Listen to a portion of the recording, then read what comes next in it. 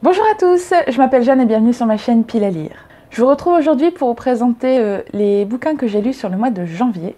J'en ai lu 18, donc ça fait beaucoup comme ça, je sais, mais sur les 18, il y a 8 albums et 5 bandes dessinées, donc quand même des lectures qui vont relativement vite.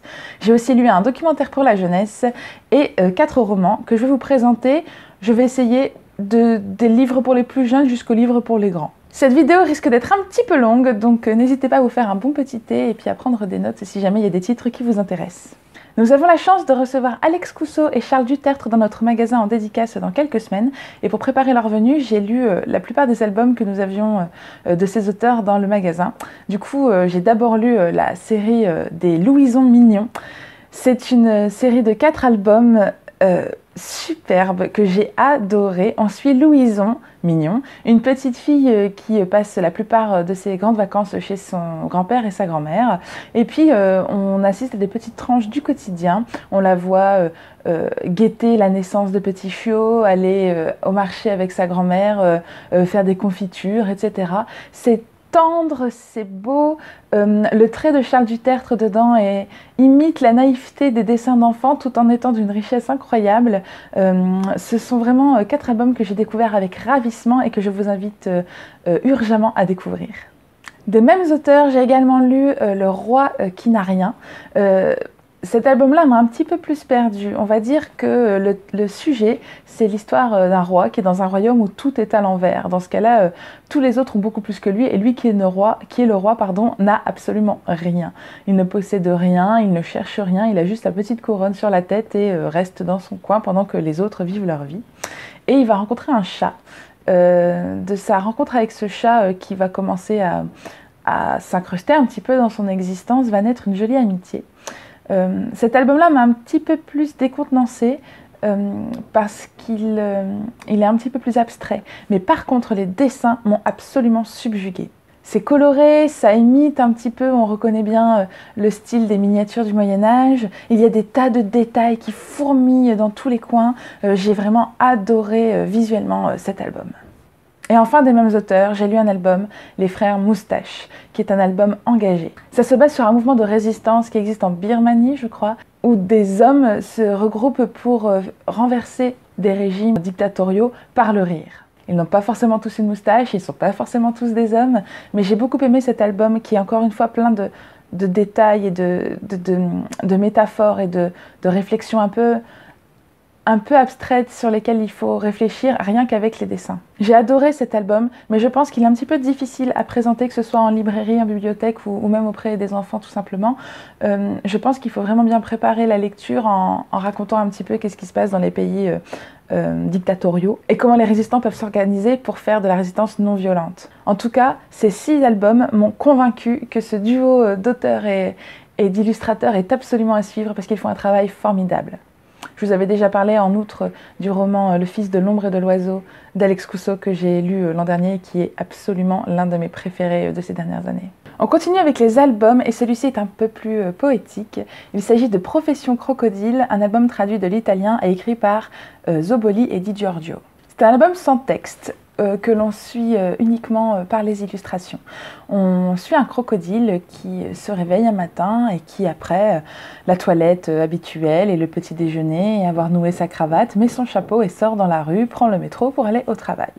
C'est un album magnifique. Chaque page est à regarder avec les yeux grands ouverts, avec plein de détails à regarder, de petites intrigues qui se passent en second plan. C'est un très bel album sur, d'un côté, le quotidien, avec la petite poésie de la routine. Et c'est aussi un album dont la chute va vous faire sourire. Mais je ne vais pas la raconter, bien sûr, je ne vais pas vous gâcher le plaisir. J'ai adoré surtout l'illustration de Maria Chiara Di Giorgio, qui est à la fois pastel et floue et pleine de détails et qui a un petit peu cette saveur des matins brumeux. Vraiment un magnifique album à découvrir, je vous le recommande absolument. J'ai ensuite lu un documentaire qui est sorti ce mois-ci aux éditions Milan dans la collection des petits docs. Il s'agit de l'histoire de la cuisine du mammouth à la pizza. Alors ce titre est absolument parfait, je l'adore.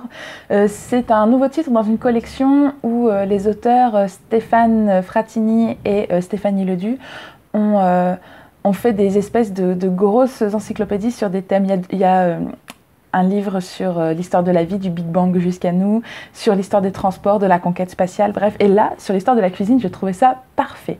Il n'y a pas grand-chose sur l'histoire de la cuisine pour les enfants et vraiment celui-là balaie le sujet de façon magistrale. De la préhistoire jusqu'à aujourd'hui, on va suivre l'évolution des habitudes alimentaires de façon très simple mais pourtant assez exhaustive avec tous les changements qu'ont pu représenter l'agriculture ou la mécanisation de la production de la nourriture.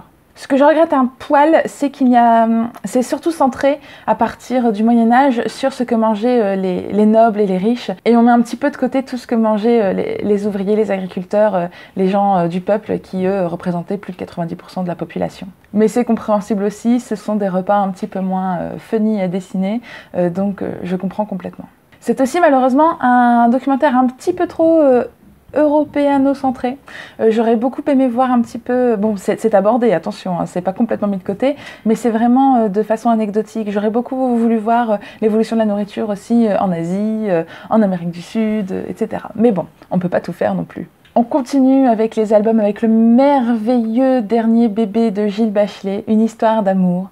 Gilles Bachelet est un mastodonte de l'album jeunesse et chaque fois qu'il sort un nouveau titre, c'est une promesse de fou rire et de tendresse. Cet album nous raconte une histoire d'amour somme toute assez banale. Ce sont deux personnages qui se rencontrent un jour par le hasard et puis qui, à force de se fréquenter, finissent par se marier, avoir des enfants et vivre toute leur vie. Sauf que c'est représenté avec des gants Mappa. Oui, les gants avec lesquels vous faites la vaisselle ou que vous récurez le plancher. Et c'est génial. Bon, déjà, il y a plein de petites intrigues qui se devinent en arrière-plan, encore une fois, mais aussi par l'utilisation de ces personnages somme toute hyper banals, Gilles Bachelet arrive à nous raconter ce à quoi ressemble une histoire d'amour universelle en fait. Et c'est merveilleux. Du premier flirt jusqu'à la retraite, de l'arrivée des petits-enfants, du mariage, etc.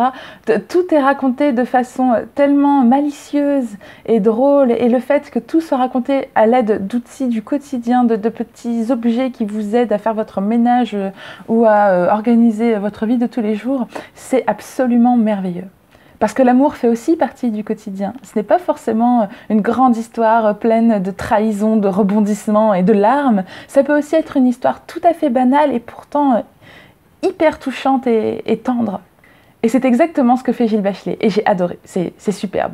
Allez-y, foncez. On continue avec les romans et je suis ravie de vous dire que j'ai lu le second tome de la série Allo sorcière d'Anne-Fleur Multon. Celui-ci s'intitule Sous le soleil exactement. Dans le premier tome, on suivait Aliénor, la Guyanaise qui veut devenir astronaute et qui n'a pas sa langue dans sa poche. Là, on va suivre Maria, la Québécoise timide, renfermée et pourtant pleine de créativité et de vivacité. Dans ce second tome, on retrouve les 4 filles du premier tome qui passent l'été chez le grand-père d'Aliénor, un vieil aristocrate grincheux aux idées un peu arriérées, mais qui a décidé de s'ouvrir un petit peu l'esprit en accueillant sa petite fille métisse et ses copines à la maison tout un été. Maria est grosse, Maria est diabétique, mais Maria est pleine de peps et a une super personnalité. Elle est très jolie, elle adore la mode, elle sait très bien s'habiller, elle est très créative, elle adore faire des jolies vidéos, etc. Et un jour, alors qu'elle se baigne avec ses copines dans la rivière, elle va croiser un garçon pour lequel son cœur va craquer. Mais Maria et ses copines vont également partir sur les traces d'une des ancêtres d'Aliénor, car en explorant le manoir, elles vont découvrir qu'une de ses illustres ancêtres était une jeune femme pleine de tempérament et qui avait vécu des tas d'aventures. Et avant de mourir, cette mystérieuse aïeule aurait dissimulé une émeraude quelque part dans le village. Du coup, on a tous les ingrédients pour faire un super roman d'été. On a une chasse au trésor, on a une bande de copines géniale, on a un grand soleil des fêtes du 14 juillet, une petite romance d'été, tout y est. C'est un roman engagé comme le premier qui traite de plein de sujets de façon légère, contrairement à la dramatisation qu'on en fait dans les médias, mais aussi suffisamment sérieusement pour qu'on se pose des questions et qu'on a envie d'entamer le dialogue. Les questions qui sont abordées sont en vrac le diabète, le port du voile, la grossophobie, le racisme, la misogynie, bref, c'est superbe. Si je devais n'émettre qu'un regret, ce serait que j'ai trouvé que Maria était un peu trop spectatrice des événements. Mais bon, c'est difficile, je pense, d'être l'héroïne quand on fait partie d'une bande de 4 nanas aussi peps et aussi géniales. Un super deuxième tome que je vous recommande absolument pour toutes les petites nanas à partir de 9 ans. Vraiment, c'est super, un indispensable. J'ai lu également le très beau Shamanka de Jean Willis. Alors ce livre, j'en ai entendu parler nulle part, mais quand je l'ai vu arriver en librairie, je l'ai trouvé superbement beau. Moi je suis du genre à être attirée par des couvertures et celle-là me parlait carrément. On va suivre une jeune fille qui est élevée par une méchante tante, comme beaucoup de jeunes héros dans la littérature de jeunesse. Mais celle-ci va découvrir un jour, alors qu'elle est punie dans le grenier, une malle dans laquelle se trouve un curieux petit carnet dans lequel il y a des instructions pour faire de la magie. Et elle est fascinée par la magie depuis le plus jeune âge. Elle adore faire des tours de prestidigitation et elle s'interroge sur ce qu'est la magie. Dans ce carnet, qu'elle découvre avoir appartenu à son père, elle va découvrir une liste de personnes à rencontrer dans le monde qui vont essayer d'expliquer qu'est-ce que c'est que la magie, qu'est-ce que c'est que l'illusion et qu'est-ce que c'est la réalité. Elle va partir sur les traces de ses parents disparus en rencontrant une ribambelle de personnages dont les noms se ressemblent tous étrangement et va se questionner sur tout ce qui peut être magique et tout ce qui peut être de l'illusion. J'ai adoré dans ce roman le fait que l'on parle de la magie, mais de façon très vaste. C'est pas juste la prestidigitation. On va aussi aborder la voyance, la science, l'au-delà, la foi, tous ces aspects des choses que l'on ne peut expliquer et qui pourtant font battre le cœur des hommes depuis la nuit des temps.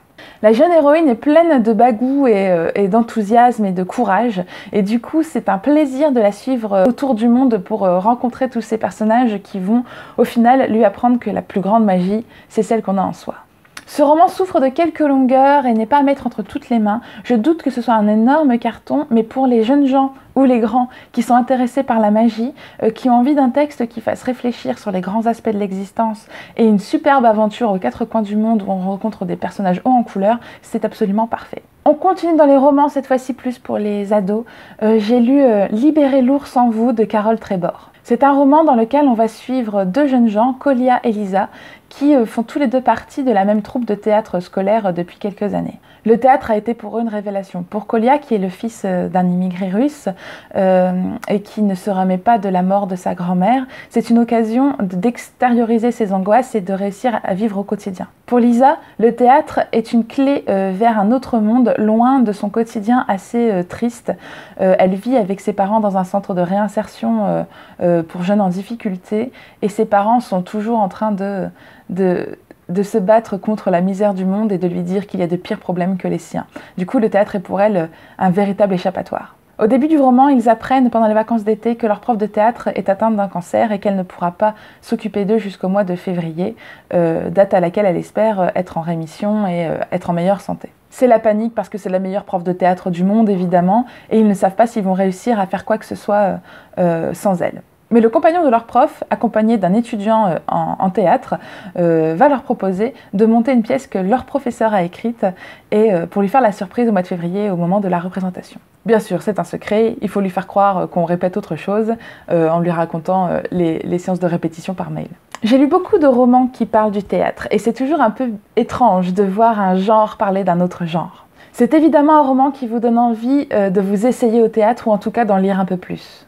On s'attache à tous les personnages, notamment les deux principaux qui nous racontent l'histoire, et on a très envie de voir à quoi va ressembler leur représentation en fin d'année. Les répétitions sont bien sûr entrecoupées de rebondissements, d'obstacles, de moments où la vraie vie bascule pour devenir le plus important dans leur vie. Ce sont en plus tous des ados qui préparent le bac de français et qui du coup ont du mal à gérer un petit peu toutes leurs activités ensemble. Et puis il y a évidemment des amours naissantes, des déceptions, des relations entre tous les membres de la petite troupe qui sont absolument délicieuses. Tout l'intérêt du roman, je trouve, repose sur le fait qu'en fait la pièce que les élèves travail existe réellement. Elle a été écrite par Carole Trébor et a été représentée plusieurs fois il y a quelques années. Et j'ai trouvé, une fois que j'ai appris cette information, j'ai trouvé que le roman gagnait beaucoup plus en relief et en profondeur parce que du coup on s'attache encore plus au texte et on a envie de voir à quoi ça ressemblerait sur scène.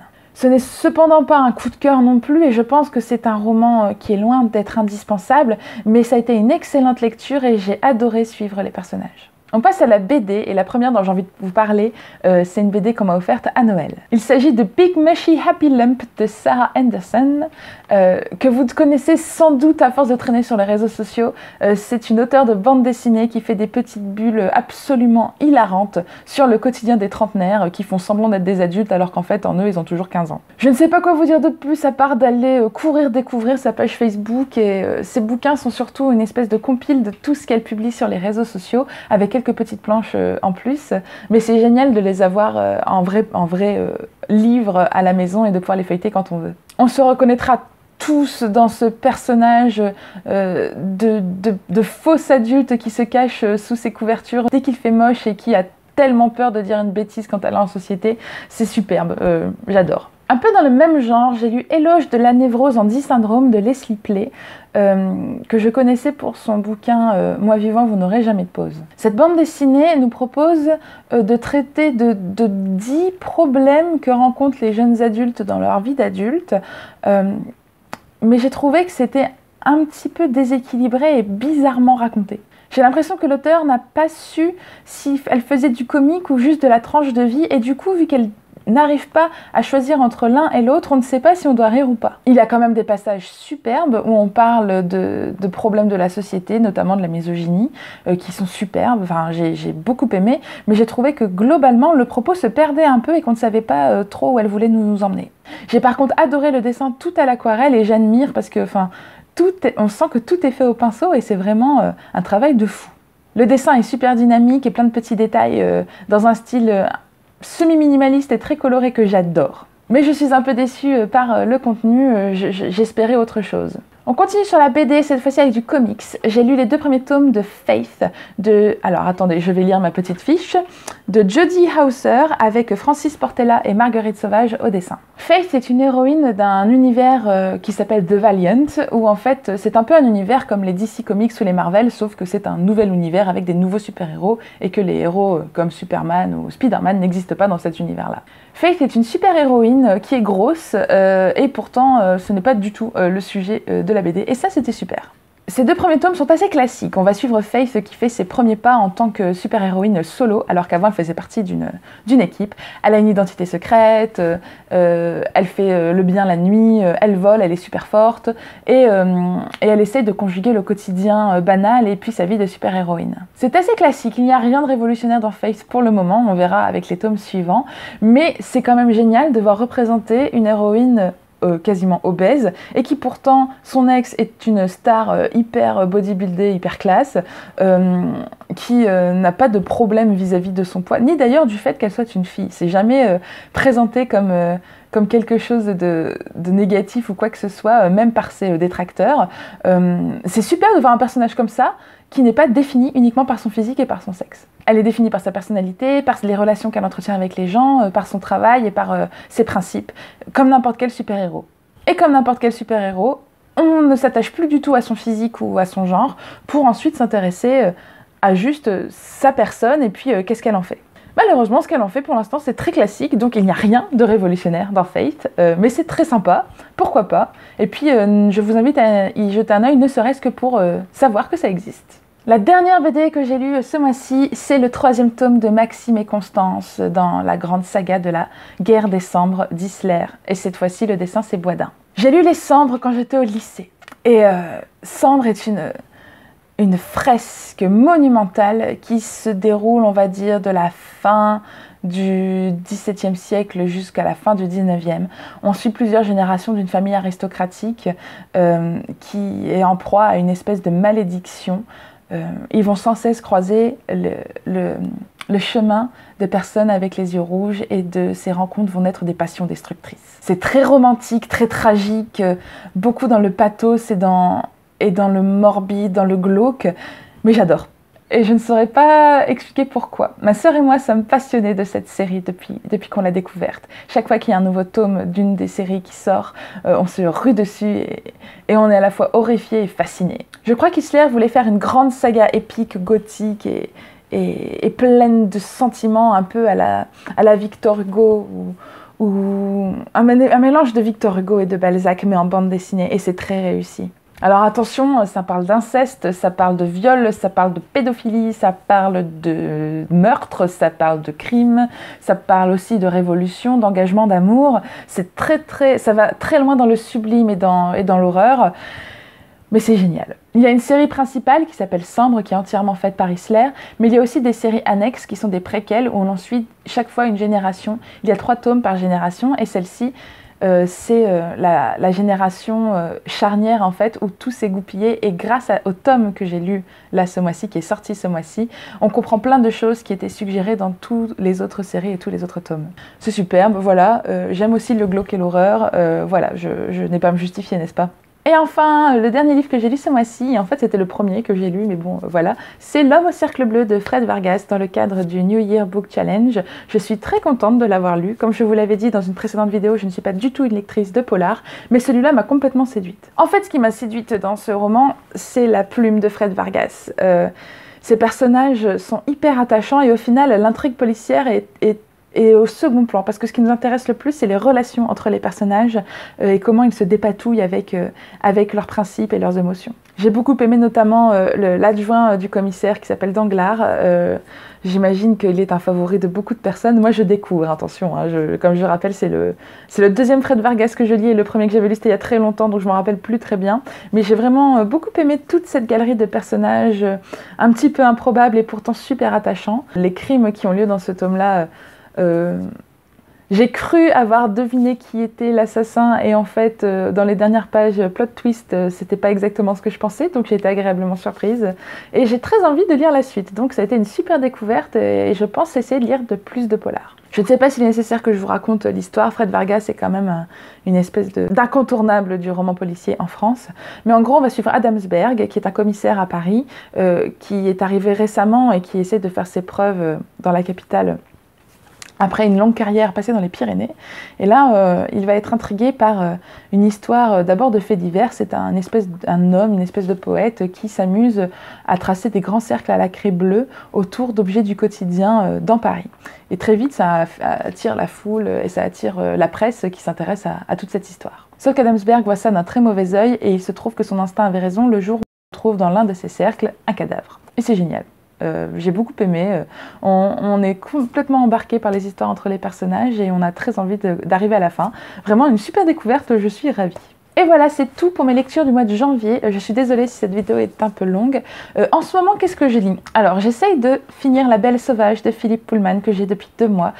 Si j'avance si lentement dans ma lecture, ce n'est pas parce que je suis déçue ou parce que je trouve ça poussif, pas du tout. C'est juste que j'adore et j'ai envie de le déguster, et pour une fois que j'y arrive, je profite. Et j'ai aussi découvert une poétesse grecque, Kiki Dimoula, dont je lis le recueil Le Peu du Monde, que je suis en train d'adorer. J'en vous en parlerai plus dans ma vidéo de février. Pour le New Year Book Challenge, je vais laisser tomber Michel Bussy parce qu'il ne m'inspire pas du tout, et je vais entamer les livres sélectionnés pour le mois de février, qui sont les réécritures de contes, parce que c'est mon genre préféré. Voilà, sur ce, je vous laisse et je vous souhaite d'excellentes lectures et je vous dis à la prochaine.